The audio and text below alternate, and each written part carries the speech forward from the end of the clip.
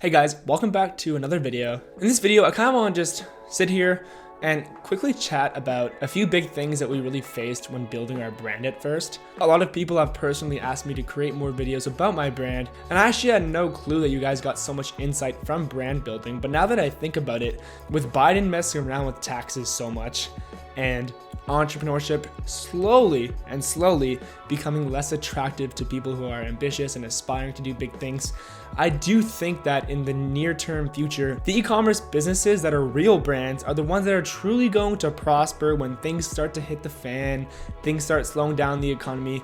The real brands that have real use cases, that have real products that they're selling to actually solve real problems are going to prosper, and not so much these random dropshipping products. And so I want to jump in and talk to you guys about how Anthony and I had to make a few really big decisions when we first started. And if we hadn't made these decisions, this could have been a whole 180 degrees flip the other way. So stay tuned for this insightful video.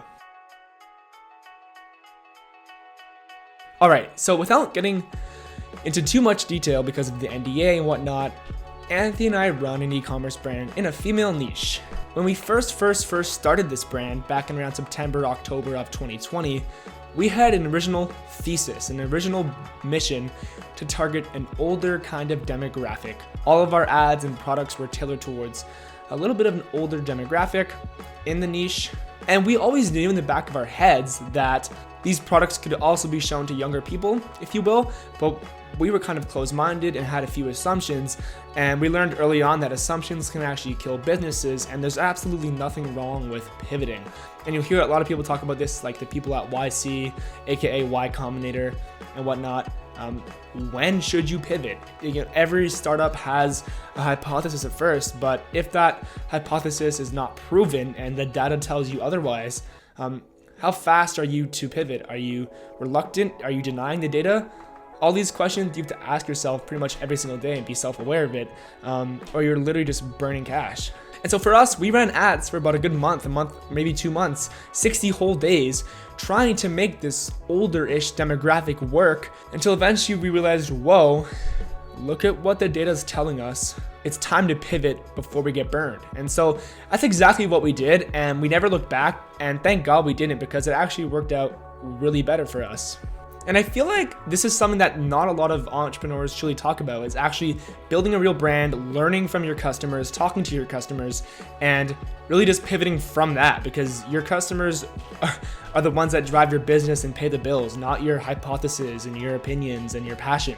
That doesn't pay the bills, the customers do. And so we realized that, and we just did more talking with our customers. And there's many ways to do this. You can send post-purchase surveys, you can actually just directly talk to them, send emails, like however it works for you.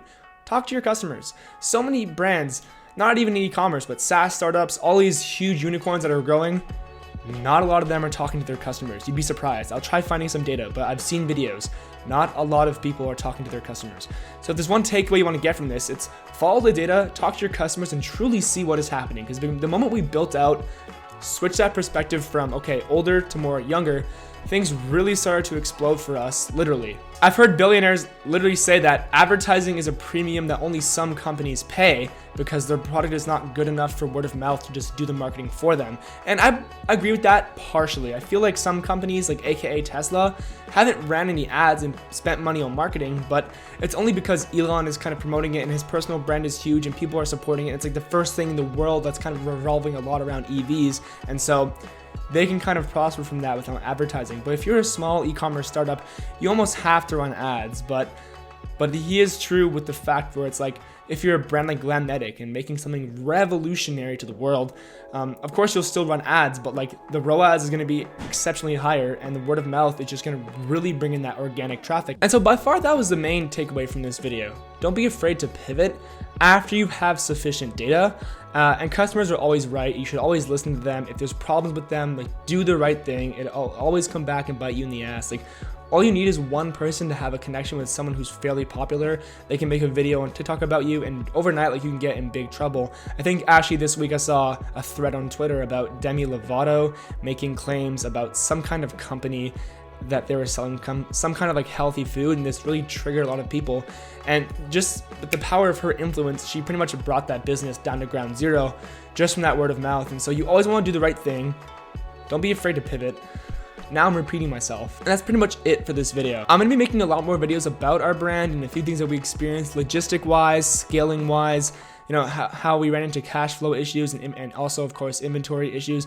All those things are truly common, and if you're a successful brand, like it almost is bound to happen unless like you're already like a millionaire and have tons of money. But even then, like you don't want to use your own money.